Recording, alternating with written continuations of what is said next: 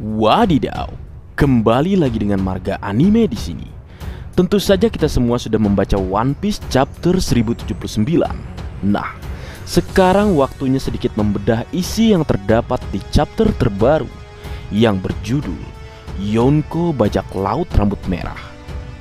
Baiklah, tanpa berlama-lama lagi, mari kita lanjut berlayar. Cerita dimulai dengan memperlihatkan cover request dengan judul Luffy menyiram singa yang dikira bunga matahari. Sebuah cover request yang mirip dengan cover request pada chapter 587, memperlihatkan Dragon sedang menyiram siput Denden Mushi, ayah dan anak. Dengan diperlihatkannya kembali sebuah cover request, itu artinya cover story Germa Double Sink, perjalanan tanpa emosi, yang dimulai sejak chapter 1035, berjalan selama 42 chapter, terdiri dari 33 volume pembahasan, dan 10 color split telah berakhir pada chapter 1078 yang lalu, dengan terbentuknya organisasi Neomats. Situasi Pulau Egghead saat ini. Chapter dimulai dengan memperlihatkan sebuah kilas balik antara Pangyo dengan para Serapim sebelum dimulainya kerusakan pada laboratorium fase Egghead. Pada panel ini kita mengetahui sosok yang memerintahkan para Serapim adalah York, di mana diketahui York meminta para Serapim untuk membunuh semua orang yang berada di laboratorium fase Egghead kecuali dirinya, Stella atau Dr. Vegapunk yang asli, dan para agen pemerintah yang berada di bawah tanah. Pada chapter 1079 ini juga diketahui alasan kenapa York bisa berada bebas dari jurus Mero Mero Snake, dikarenakan Snake membatalkan kekuatan tersebut dari diri York. Kembali pada timeline sekarang, kita menyaksikan Snake menuju suatu tempat di dalam laboratorium fase. Di saat laboratorium fase sedang berada dalam situasi kacau, setelah para Serapim mengamuk, lalu kita diperlihatkan situasi lain, tepatnya Pulau Egghead saat ini, di mana para penduduk Egghead dalam keadaan panik berlarian naik ke atas kapal untuk melarikan diri sebelum Buster Call datang. Panel tersebut mengingatkan Marga Anime dengan sebuah panel chapter 396, di mana para penduduk Ohara juga melarikan diri dari Pulau Ohara menaiki sebuah kapal. Namun Marga Anime memiliki firasat buruk tentang para penduduk Egghead. Apakah pelarian mereka akan sukses atau akan bernasib sama seperti para penduduk Ohara ketika kapal yang mereka tumpangi ditenggelamkan oleh angkatan laut? Menarik ditunggu apa yang akan terjadi selanjutnya, karena situasi Pulau Egghead saat ini mengingatkan kita dengan situasi Pulau Ohara. Berpindah ke panel selanjutnya, sebuah kapal yang tidak terduga muncul di perairan Pulau Egghead. Itu adalah sebuah kapal armada bajak laut Yonko Kurohige. Saat ini sedang mendekati Pulau Egghead. Wadidaw, hal tak terduga kembali terjadi, yaitu mendekatnya sebuah armada Yonko di perairan Pulau Egghead. Mungkin ada yang bertanya, apakah Kurohige datang ke Egghead? Menurut Marga Anime, armada bajak laut Kurohige yang mendekati perairan Egghead tidak dipimpin oleh Kurohige itu sendiri, karena kita tahu saat ini Kurohige di Pulau Pemenang atau Winner Island sedang melakukan pertempuran melawan bajak laut hati yang dipimpin oleh Trafalgar di Waterloo. Tapi siapakah orang tersebut? Marga Anime memiliki dua opsi tentang orang yang memimpin armada Kurohige tersebut. Opsi pertama, Shiryu dan Laffy. Seperti yang diketahui, hingga saat ini Shiryu dan Laffy belum diperlihatkan pergerakannya, sedangkan sebagian besar kapten kapal bajak laut Kurohige telah diperlihatkan aksinya, mulai dari penyerangan ke Amazon Lily, penyerbuan Pulau Coklat, hingga penyergapan bajak laut hati. Namun dua sosok ini belum diperlihatkan di mana mereka berada saat ini, karena terakhir kali mereka bergerak terjadi pada chapter 803, di mana pada saat itu Jesus Burgess meminta mereka datang ke tempat persembunyian Revolutionary Army. Marga Anime berpikir kedatangan mereka didasari oleh Karibu, karena Karibu pernah berkata pada chapter 1056 jika dia harus melaporkan kepada seseorang. Mungkinkah Karibu kembali menemukan suatu informasi besar sehingga dia kembali melapor kepada seseorang tersebut, yang kemungkinan adalah bajak laut Kurohige? Menarik ditunggu apa yang akan terjadi selanjutnya. Opsi kedua, Aokiji atau Kuzan. Seperti yang marga anime sebutkan sebelumnya, situasi Pulau Egghead sangat mirip dengan situasi yang terjadi di Ohara. Jadi marga anime berspekulasi jikalau armada Kurohige tersebut dipimpin oleh Aokiji, mengingat Aokiji merupakan sosok penting pada insiden Ohara 20 tahun yang lalu. Mungkin alasan kedatangan Aokiji ada keterkaitannya dengan keberadaan Nico Robin di Pulau Egghead saat ini. Ini sebuah paralel jika Aokiji benar-benar datang ke Pulau Egghead. Armada bajak laut Akagami. Berpindah ke lokasi lain, Pulau Elbap tepatnya, perairan Elbap, kita bisa menyaksikan armada bajak laut Akagami yang dipimpin oleh Kapten Bajak Laut Pudel, Bolfinger Gerotini, Kapten Klub Sosial, Dentur Fugar, Putri Bajak Laut Burgeus, Sipering Pururu, dan beberapa kapten kapal lainnya sedang menghadang kedatangan bajak laut Kid menuju lokasi Shanks berada. Kita bisa melihat Kid dan Killer terkejut karena orang-orang yang berada di bawah bajak laut Akagami adalah orang-orang yang lemah.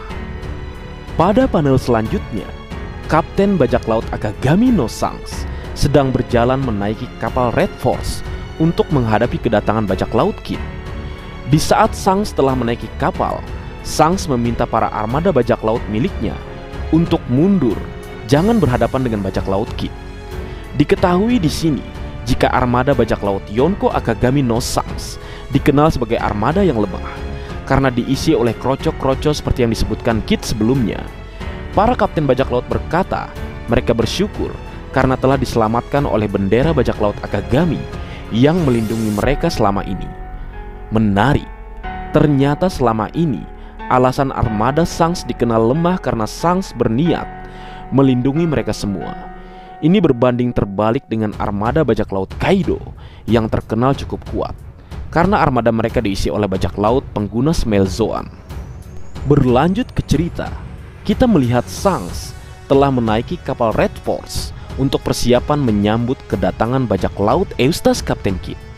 Di sini kita menyaksikan dialog Lukiro yang mengatakan kepada Shanks jika dia akan membereskan bajak laut Kid. Namun Shanks menolak hal tersebut karena yang mereka hadapi adalah orang yang memiliki hadiah 3 miliar berry. Shanks mengatakan jika mereka tidak boleh meremehkan perkembangan anak muda. Menurutmu Leo, kira-kira seberapa kuat Ben Beckman, Lukiro, dan Yasop sehingga mereka bisa mengatakan akan mengurus bajak laut Kid tanpa bantuan kaptennya atau Akagami no Shanks? Setelah dialog dengan Lukiro berakhir, Shanks lalu berbicara kepada Yasop dan dia bertanya apakah luka bajak laut Kid setelah insiden Wano Kuni sudah sembuh. Lalu Yasop mengatakan mereka kelihatan baik-baik saja. Mereka tidak sabar ingin bertarung. Di sini diketahui jika Shanks adalah seorang pria sejati, mirip dengan Katakuri. Mereka tidak ingin ada kecurangan terjadi di dalam sebuah pertarungan.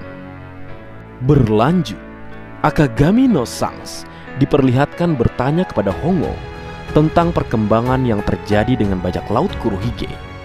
Shanks menduga Kurohige akan datang ke Wano Kuni setelah perang di Onigashima berakhir.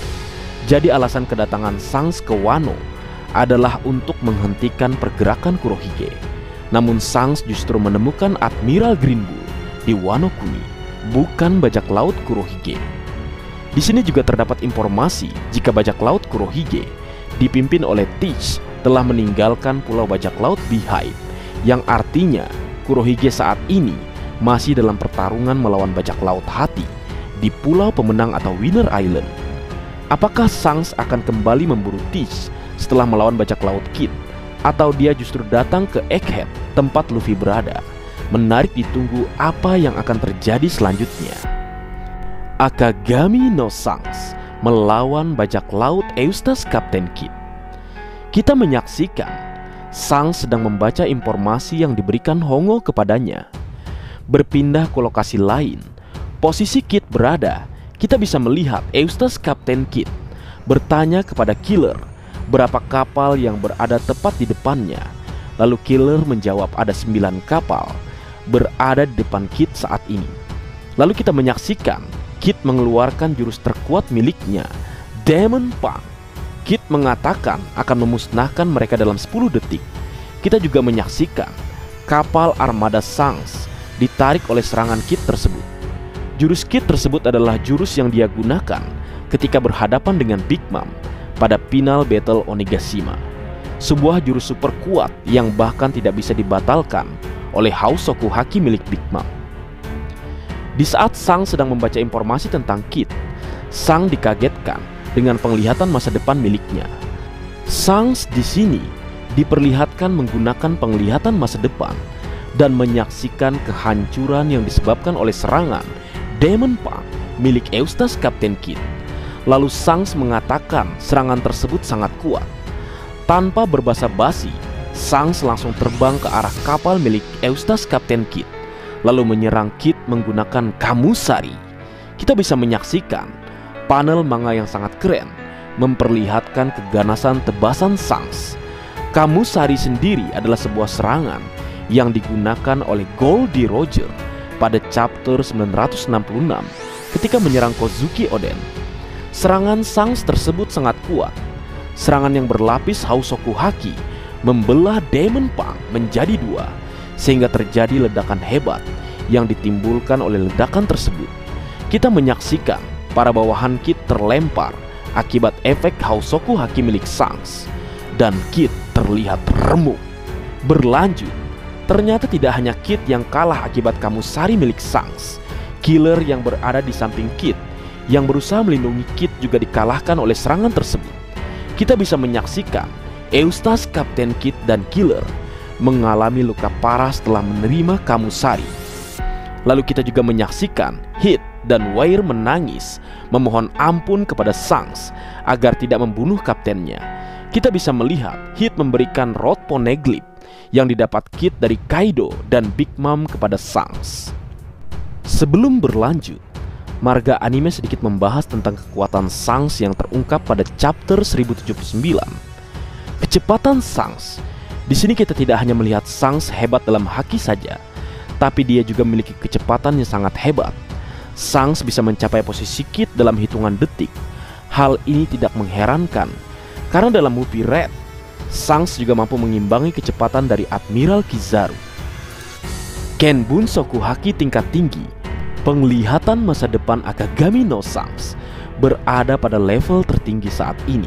Berbeda dengan Katakuri, Luffy, dan Kaido yang bisa melihat masa depan hanya beberapa detik ke depan. Penglihatan masa depan dari Shanks justru lebih hebat lagi. Shanks tidak hanya melihat sedikit masa depan, tapi dia melihat semua kehancuran yang terjadi akibat serangan milik Eustace Kapten Kit. Bahkan pada chapter 1079 diperlihatkan 3 panel berbeda yang mampu dilihat oleh Shanks. Shanks, pengguna Hosoku Haki terkuat saat ini, menyamai level Goldie Roger. Dengan diperlihatkannya Shanks menggunakan Kamusari, mengkonfirmasi jika Shanks saat ini sudah berada di level kekuatan Goldie Roger.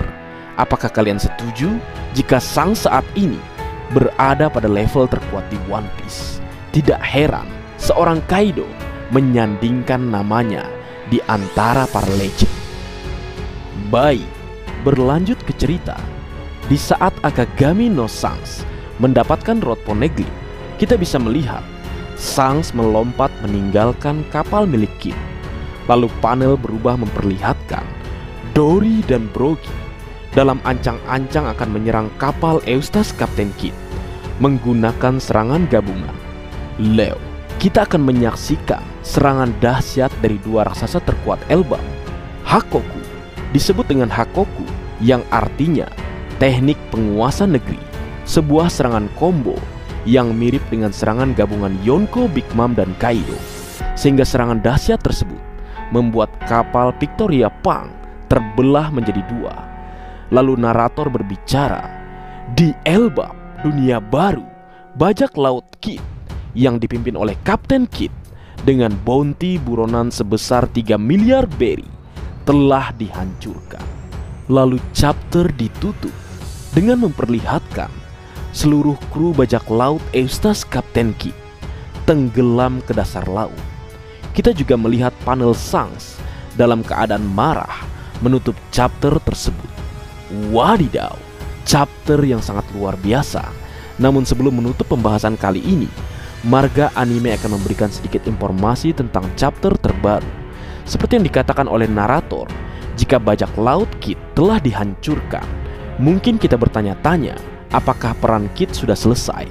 Jawabannya menurutku tidak, karena ini mengingatkan Marga Anime dengan chapter 513, di mana pada saat itu bajak laut Mugiwara juga dihancurkan setelah bertarung melawan admiral di Pulau Sabaudi. Jadi masih ada kemungkinan Eustace Kapten Kidd akan sekali lagi bangkit, karena kita tahu ini bukan kekalahan pertama Kidd. Kidd juga pernah dimusnahkan oleh bajak laut Kaido sebelumnya. Namun karena tekad Kidd yang kuat, dia tidak akan menyerah walaupun dia kalah berkali-kali. Ini juga mengingatkan kita semua pada dialog ramalan Kozuki Oden pada chapter 1000 yang menyebutkan Kidd adalah salah satu orang yang merupakan pemimpin dari generasi baru yang akan datang. Jadi kemungkinan Kidd akan kembali ke cerita masih ada. Baik, sekian dulu dongeng kita pada kesempatan kali ini. Minggu depan libur Leo, waktunya Oda rehat sejenak. Baik, mungkin segitu dulu yang bisa aku bagi bersama kalian Leo. Semoga kalian terhibur dengan apa yang aku buat dalam kesempatan kali ini. Terakhir, jika ada kesalahan dalam pengucapan atau hal menurut kalian kurang pas atau kurang tepat, Marga Anime memohon maaf yang sebesar-besarnya. Sekian.